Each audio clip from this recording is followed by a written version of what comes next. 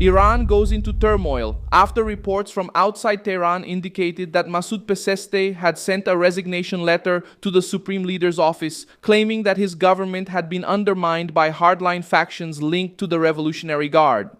The crisis erupted while Donald Trump was holding off on signing the agreement between the United States and Iran and was demanding tougher changes to the text on Monday, June 1, 2026.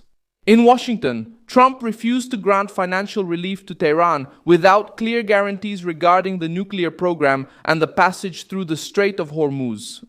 In Tehran, the elected president appears to be under pressure from commanders and factions that do not want to lose power, which the Revolutionary Guard is trying to hide.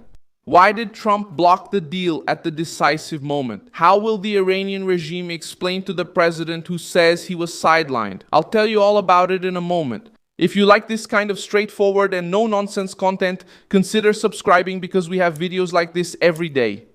Trump put the deal on hold after a meeting with his national security team on Friday.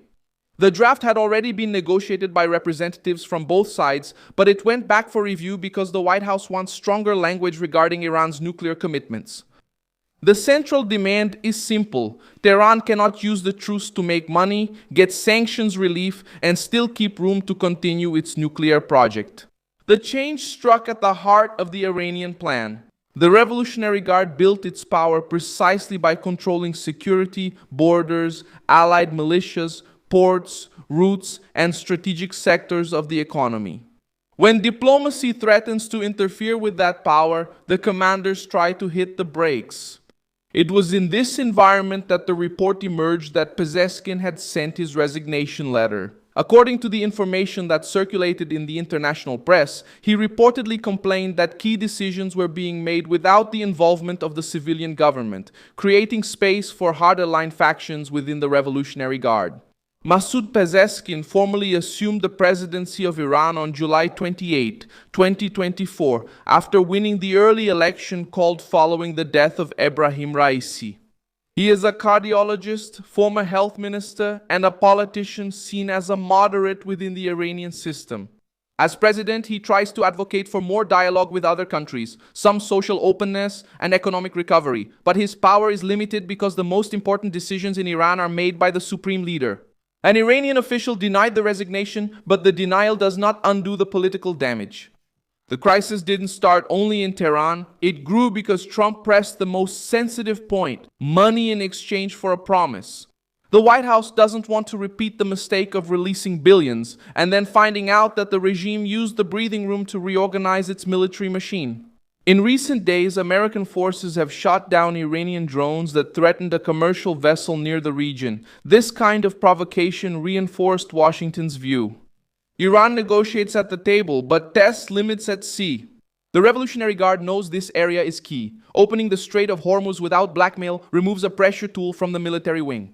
Accepting controls over enriched uranium removes another card from the table.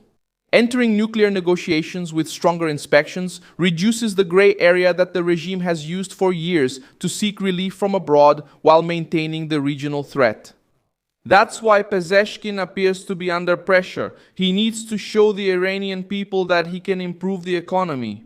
But the system's armed wing don't want to give up the tools that sustain their influence. Trump noticed this division and acted on it. He didn't close the door to negotiation, but he also didn't agree to sign a weak document just to announce peace. The American team wants the text to prevent vague interpretations, especially about nuclear weapons, uranium stockpiles, maritime passage, and frozen funds. The White House's logic is to extract guarantees before giving any reward to the regime. If Tehran wants relief, it needs to prove that it's not just buying time. Pezeskin became the public face of the stalemate. He came to the presidency promising some degree of openness and an attempt to reduce isolation, but he governs within a structure where the president does not rule alone.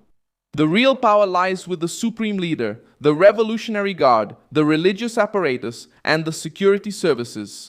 When the agreement with the United States moved forward, this structure showed that it does not intend to let a civilian president make a decision that affects the core of power on his own. The possible resignation shows a deeper crisis than just a cabinet dispute. Iran is divided between the need for economic relief and the fear of appearing defeated in front of Trump. People on the streets feel inflation, shortages, sanctions, and the cost of a foreign policy based on permanent confrontation. The military elite feels another kind of pressure. If they accept a tough deal, they lose part of their control. If they refuse, they keep the regime isolated and expose the population to more suffering. That's when Trump's move gets tougher. By demanding changes after saying the deal was almost ready, he made it clear that the signing won't be used as an empty trophy. The American president wants a document that binds Tehran to verifiable commitments. This pushes the Revolutionary Guard into an uncomfortable choice. If they block it, they show the world that they prefer to preserve internal power rather than open the way to bring relief to their own people. The next step depends on Tehran's response to the revised text. If the regime accepts the changes, the agreement can move forward as a temporary truce, with 60 days to negotiate deeper details about the nuclear program and sanctions. If the Guard gets tougher, the political crisis is likely to grow inside Iran because the president already appears weakened and the center of decision-making seems to have shifted to commanders and ideological factions. Washington also pays attention to who speaks on behalf of Iran. It's one thing to negotiate with diplomats who promise openness. It's another thing to find out that the final word is in the hands of groups who see concession as humiliation. This uncertainty explains Trump's caution. He knows that any loophole in the text could turn into a trap later. That's why he insists on clearer terms, defined deadlines, and guarantees before any financial relief. The news about Pezeskin's letter raised a question that the regime can't bury with a simple denial. Who really calls the shots when the negotiation involves money, uranium, and Hormuz? The answer appears in the conflict itself. The president tries to negotiate economic survival. The Guard tries to preserve control. Trump holds the pen and demands that the regime choose between a serious agreement or public exposure of its own division. The consequence is immense. The immediate result is a suspended agreement, a weakened Iranian presidency, and the Revolutionary Guard placed at the center of the pressure. The regime wanted to project an image of strength, but now it needs to explain why its president would be talking about leaving, precisely when the most important agreement with the United States is on the table.